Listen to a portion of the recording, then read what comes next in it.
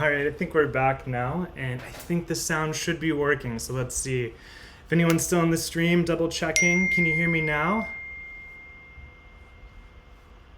Looking for, there'll be a slight delay as I'm talking. I think we're back. We might have sound now. Yes, fantastic.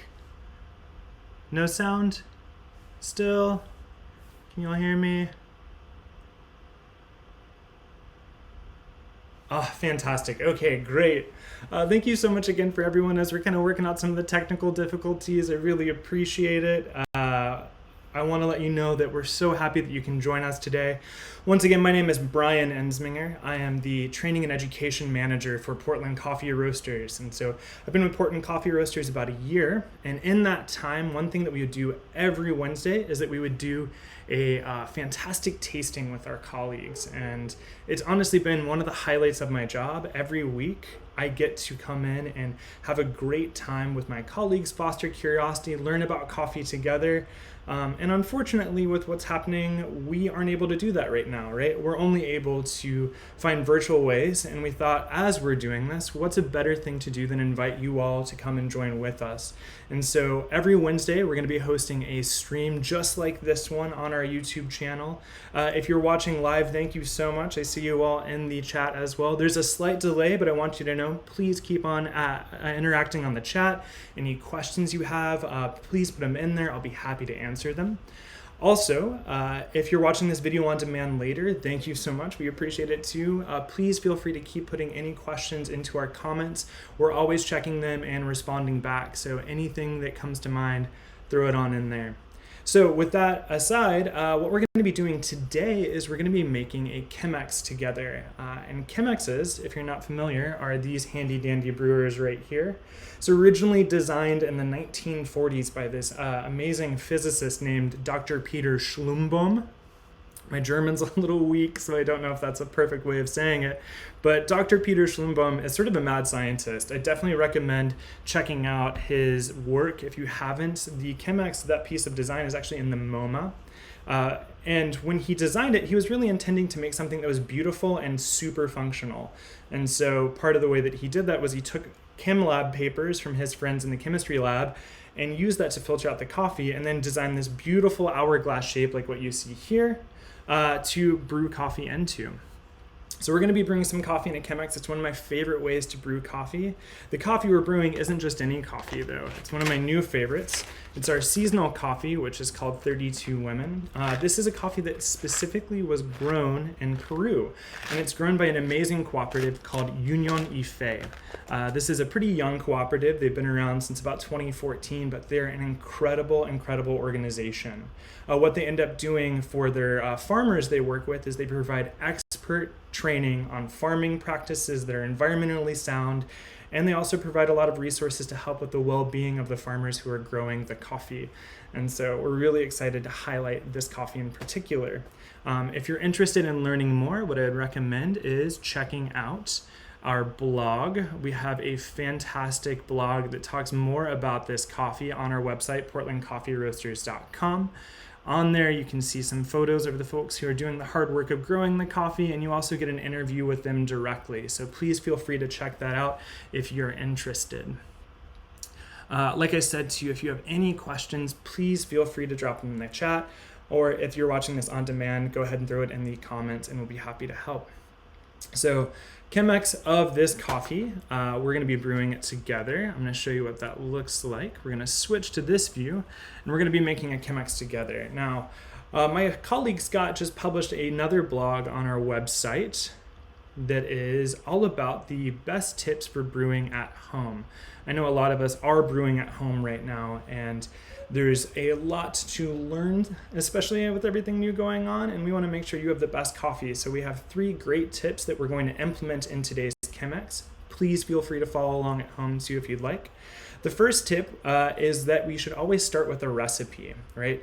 I know this sounds kind of silly, but anytime that you're making a coffee, you're making a food product just like anything else. And if you have a recipe, it's so much easier to be consistent with it, right? It's much simpler to get a delicious product consistently every time if you have a recipe that you're working from. So today, what recipe we're going to be using is this recipe right up here. It is a recipe that involves two primary things. Those things are, number one, the amount of coffee that we're going to use. Now, a lot of folks like to use scoops and they like to use volumes. Unfortunately, it's not always the best way to get a consistent result because coffees by volume are going to be a little less consistent than if you use by weight.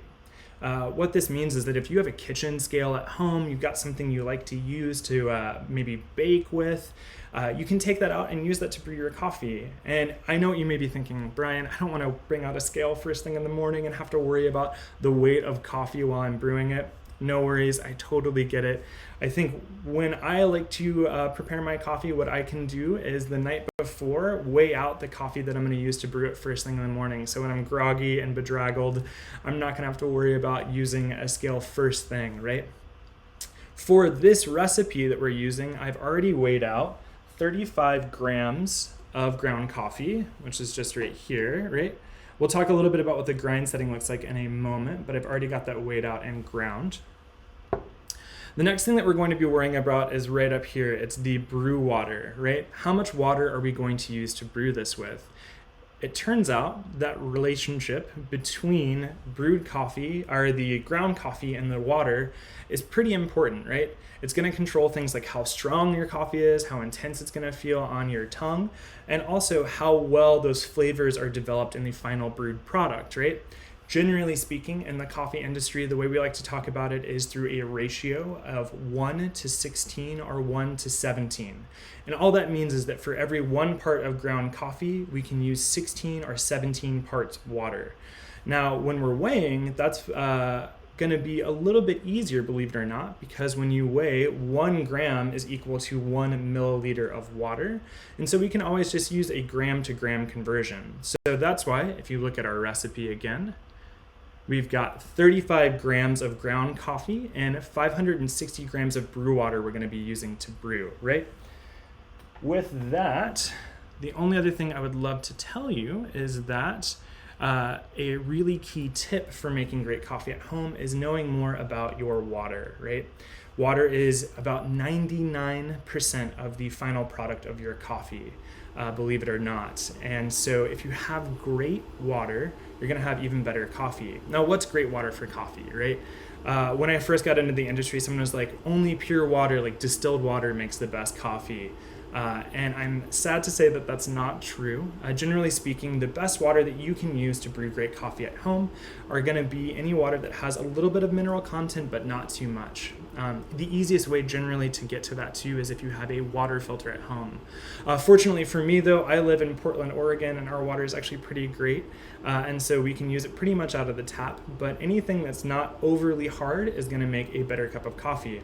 Another good rule of thumb with this is if your water tastes funny, your coffee is going to taste funny too. After all, it's 99% of the final product. So any questions so far that you guys have about recipes, about the coffee that we're going to be brewing? If not, I'm going to get started making us some coffee and we can start doing this together. I'll let the chat catch up for a little bit. By the way, it's great to see everyone on here. Also, so you know what I'm waiting on right now, I'm heating up my water. Water temperature is super important. If you've got a coffee brewer at home, generally it's going to get your water temperature just right for you. However, if you don't have a coffee brewer at home and you're doing something like what we're doing right now, which is manually brewing a Chemex, the best thing to do is take water that's pretty much just off boil and let it sit for a second. So I've got a little kettle down here that I'm heating up, and while it's heating up, we're going to be talking a little bit more. It looks like the water did heat. So I've got that all ready. And I'll switch back to this shot so you can see what we're doing. So first up, I'm going to be putting the filter into the brewer, right? We've got this brewer here. We're going to be putting a filter into it so that we can keep the ground coffee out of our liquid, our final drink, our delicious morning cup. So I'm going to take the filter, which Chemex filters come in these handy dandy squares. They come pre-folded. When I make a Chemex at home, if they're pre-folded like this, I'm going to open it up so that there's 3 sides on one and one on the other. So it creates this nice cone. And then I'm going to take that cone and put it into my brewer. Now, before I even start brewing any coffee, the first thing I want to do is pre-wet my filter. This is for a couple key reasons. First of all, when you're pre-wetting your coffee filter, you're rinsing out any of that paper taste that you might get from the filter itself. Unfortunately, coffee filters do have a slight papery flavor to them, and that's the last thing you want to be drinking or tasting when you're enjoying your fresh cup first thing in the morning. So I'm going to get rid of that. New filter water. The other thing that happens when you're pre-wetting your Chemex filter is that you're heating up the vessel, and temperature stability is important, right? You want to make sure that the coffee has a nice hot place to brew in. If it's too cold, that water cools off, you're not going to get all the flavors you want. Generally speaking, if your coffee is brewed too cold, it's going to taste kind of sour. So now that I've pre-wet the filter, I'm going to add the ground coffee in. Now with this ground coffee, I've got 35 grams of it going in, but I wanted you to see a little bit of what the grinds look like. Generally for a Chemex, the grind setting I like to recommend is about something that looks like grape nut cereal, if you've had grape nuts recently. So it is a grind setting that's going to be coarse enough that lets the water pass through that bed within 4 to 5 minutes, but not so coarse that it just shoots right through and you're not able to brew it with enough time to develop the right flavors you want. So we've got our ground coffee that's ground to the size of about grape nuts. We've got our pre-wet filter, and we've got our lovely hot filtered water. And so now I'm going to start brewing onto my scale. You'll see up in the upper left corner too, we have this timer, so you can see what the time looks like as I'm brewing as well. We'll get that started, and feel free to follow along at home if you would like to brew some as well. All right. So the first thing I'm going to do is add hot water to the ground coffee like what you're seeing here. I'm going to be adding about twice the weight of the ground coffee and water. And so I do that because I want to make sure that the coffee itself has enough time to get out any of the gases that are trapped in it that are produced while brewing. You can see all these tiny little bubbles popping up right now. Pop, pop, pop, pop, pop. Those bubblers are because when we roast coffee, there's actually a lot of sugars that are present in roasted coffee and the coffee seed itself. If you didn't know, coffee is the seed of a fruit. And before we roast it, or while we roast it rather, those sugars start to break down and turn into carbon dioxide. Now, that CO2 gas and other gases that are there are going to prevent water from really getting into the coffee itself and making it delicious and tasty. So we want to have enough time for that gas to escape. Usually it's about 1 minute, which is what we're at right now. So I'm going to keep adding more water. At this point, I'm slowly adding water in a circular motion from the top of the brew bed. You can see it's a nice circle that comes right back into the middle. And I'm just going to be filling this up and adding about 250 grams of water total to this after the bloom. Just enough to get that bed of water and coffee up a little bit higher, but not so much that it overflows, right? We're going to be pulsing this because when we pulse, it helps maintain the temperature stability of the brew, and then it also helps us, elongate the brew a little bit, get more flavor out of it. So right now, I'm at about 340 grams. I'm going to add some more. Remember, my total brew weight is 560 grams. And you can see I'm pouring in concentric circles. Something you don't want to do if you have one of these kettles at home is just pour right up on the filter like this, because what ends up happening is the coffee or the water just passes right through and doesn't actually touch the coffee that we want to brew. So I've just added a little bit more water, just about 100 grams more, so I'm at 450. And then at 2 minutes and 20 seconds, I'm going to add 100 grams more to get us right to 560. Our final brew weight. Now, in reality, all of this pulsing and stuff, this is just because I'm kind of a big nerd, right? But when you're at home, the really important thing are the 3 steps, which is rinse your filter, add your coffee in and bloom it for 1 minute, and then fill it up and keep the water going till you hit your final brew weight. The way that you pulse and all that, it may have an effect and it might change the flavor slightly, but in reality, if you're just practicing the basics of maintaining that good recipe, and then also in the very beginning, giving your coffee about a minute to degas before you start adding in the bulk of your brew water, you're gonna get a much, much more flavorful coffee. So this is going to finish up brewing. While this finishes up brewing, I'd love to hear what folks are drinking right now. Is anyone drinking anything super lovely on this wonderful Wednesday, as it's a bit gray outside here? I know that I'm excited to be drinking this wonderful Peru. Earlier I was drinking a Guatemala that we have as well. It's quite tasty. Cut back so you can see some of the draw through.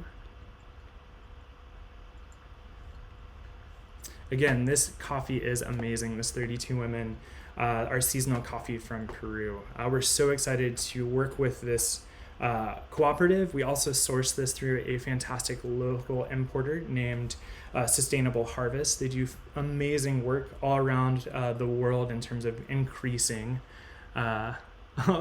it looks like Taylor is running low on coffee and needs to restock. That's a great point. If you do need to restock anytime soon, no worries. We actually have some great opportunities for you to purchase coffees like these on our website. In fact, one of the things that you can do if you're interested is to go to our website, and we're doing a buy 2 bags, get 1 free deal right now. So you can get 3 12-ounce bags of coffee to keep you stocked. Ooh, Anna, drinking some Stumptown, and you just purchased some Sisters coffee. That's awesome. I'm not familiar. So is Sisters a blend of Stumptown, or is that something that is a different coffee roaster? By the way, I've got my coffee right here now. I'm very excited to drink this. This is my first coffee of the day. Ooh, Daniel's drinking Big Trouble from Counterculture. Oh, man. I love that Big Trouble. It's a very tasty blend. But then he's heading back to St. John's, which is a blend that we roast. It's our espresso blend that makes an amazing filter coffee too. Super vibrant and lovely. Great to hear that. Well, now's a great time for us to enjoy together. I'm going to taste this, and I'd love to know what you guys are tasting when you're drinking your coffee too. So anyone that's sipping on, Anna, if you're enjoying that Stumptown Roaster in Sisters, Oregon. Oh, that's cool. I need to check them out. I would love hearing more about local businesses, and now's a great time to support your local coffee roasters. You can support us by buying some of our coffee online, and I'm sure a lot of other roasters around the country, anyone that's local to you, would love you to go to their website and purchase some coffee from them too, especially with everything that's happening. It's a great way to show support to the people that care a lot about what you're drinking first thing in the morning. So speaking of which, I'm going to have a little sip of this. Oh man, it's so good. It's so good. It's just like cherries and caramel and nuts. Oh, it's got this nice like figgy finish. Cheers, Daniel. Thank you so much. Oh, wow. That's such a good coffee. I hope your coffee's this good this morning too. If you ever have, by the way, any questions about tasting notes, we're going to be hosting a stream at some point in the near future too, where we just talk about how you can get better at describing your coffees, right? Ooh, Martin's sipping on some Steel this morning. He likes that dark roast. Steel's one of our darker roasted coffees for sure, and it has that nice sort of deep, smoky, chocolatey flavor to it. So if you're interested in learning more about how to describe taste, that's one thing that we will be doing. We're also going to be trying to find other local vendors that do things like chocolate, that we can maybe see if we can put together small packages for all of us to taste together and describe in the chat, and have more opportunities to support some of the folks in our community. We'll also be doing some things like next week. What I'd like everyone to do, if you're interested in coming back and joining for a good coffee time. Oh, hey, Lincoln. 3/4 French decaf and 1/4 French regular from Portland Coffee Roasters. Ooh, that sounds like a good decaf calf blend right there. Just enough to kind of get you going, not too much to get you overly excited. And then, yes, she's drinking Organic House. Great coffee, fantastic, easy drinking, and lovely. But yeah, so next week, one of the things that we're going to be doing is talking about how to store your coffee at home, right? If you have ever had any questions about what's the best way to store coffee, how do we keep it fresh, how long does coffee keep for, we're going to be talking about that tomorrow. And if you want to follow along, something you can do today is if you have any coffee that is ground, go ahead and leave it in an open container somewhere. And then next Wednesday, we're going to go through and I'll show you how to brew that coffee together so we can taste it and enjoy it and talk about it together and see what the difference is between coffee that maybe has gone a little bit stale and coffee that's a little bit more fresh. So if you want to follow along, that's your homework. Get some ground coffee and just let it sit out in open air. And then store your coffee how you would elsewise. And then we're going to do a side-by-side comparison. Oh, Anna, you love the Organic House too. I'm so sorry to hear your store was out. Well, if you're interested, you can always go to our website. Again, that's portlandcoffeeroasters.com. We're running a special right now and we're shipping all around the country. You can get 2 bags. If you buy 2 bags, you get 1 free. And so we want to make it easy for people to enjoy delicious coffee at home. I know I've been burning through it because I've been home a lot more. So go ahead and check that out. Or again, if you're near any other local roasters, definitely show them some love and support too. The coffee community is very interconnected, and we want to make sure that everyone does well, even through challenging times like these. And man, I have to say, by the way, just this coffee today. Oh, this is what is going to help me get through the rest of the day for sure. It's that nice little gateway, nice getaway. Ooh, it's so good. A little peachy in there. Yeah, definitely recommend the 32 Women. Cool. Well, I'll leave the stream up for a second. If anyone has more questions about how to make a Chemex, feel free to drop them in the chat. We can keep talking a little bit too. Oh, Signa, great question. Is 32 Women a low acidity coffee? I would say this coffee does not have crazy acidity, right? It's not going to upset your stomach at all. It'll have a nice kind of fruity quality to it, but it's not going to be intensely fruity like lemons or citrus. It's more that deep sort of like cherry sweet that pairs really well with that kind of caramelly nutty kind of back part to it. So great question. Yeah, I wouldn't call this necessarily a high acidity coffee. It's not going to be like an Ethiopia or a Kenya that you're used to that has that kind of punchy feel. Great.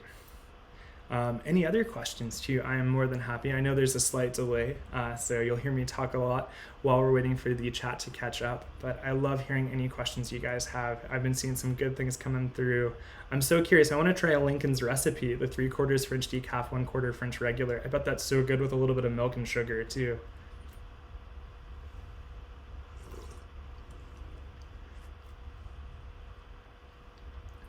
Cool. Well, y'all, like I said, if you have anything else that comes to mind, feel free to put it in the chat still. I'm going to close up the stream in just a moment, but this will also be up and running later if you want to reference it. If you want to go back through how to make a Chemex together, it's going to be available on demand. And then if you throw any comments in there, I'm so excited for you too to try it, Amy. It is a lovely, lovely coffee. The 32 Women, that is. But yeah, if you have any questions, if you have any comments, please feel free to leave them in the comments. We're going to be responding and following up week after week. These videos will be on demand too, so if you want to watch them later or share them with friends, please feel free. Also, if you're interested in seeing more of this content, if you would do us a favor and subscribe. I feel like such a YouTuber that I get to say that now. Like, comment, and subscribe. But yeah, if you could subscribe, that means that you'll get these updates. Like I said, we'll be doing this every Wednesday at 10:30 with some fewer technical issues in the future too, now that we have some practice. But I just wanted to say thank you again so much for joining us today, and I hope you're having a lovely day. Stay caffeinated, stay curious, and stay safe. Thanks so much, y'all.